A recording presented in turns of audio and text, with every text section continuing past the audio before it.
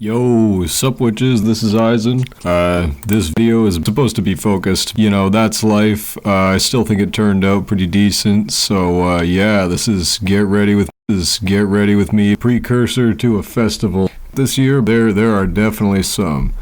So yeah, just making me look mad tan. Sunny season has barely even frickin' started.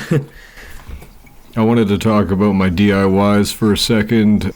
I've been wanting to get into that sort of content for quite some time to talk about my project panning. So I've decided recently to stop making and remelting lip balms if I don't really need to, because I'm sick of using the same containers over and over.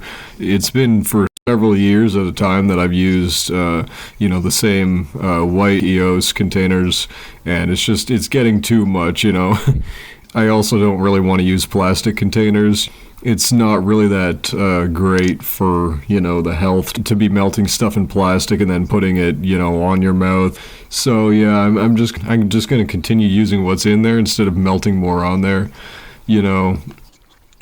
So yeah, it just happens pretty often that I've got no idea what I should mark the amount in the container down as for, the yearly things to make sure, how much lip balm I have or whatever.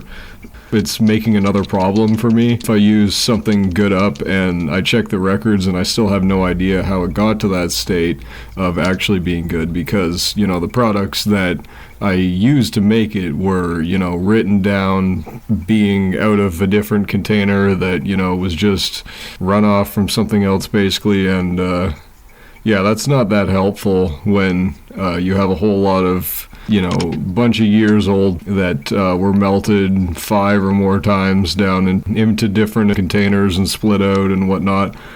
So there's basically no point in overdoing melts. I think I'm going to shoot for 3 a month. But yeah, I've got too many colors to keep track of what looks good and which ones are, originally clearly acrylates, copolymer, and other microplastic garbage, and it's in a cool tone that's also somehow too freaking dark, and it dries the frick out of my mouth, and it's just kind of a mess.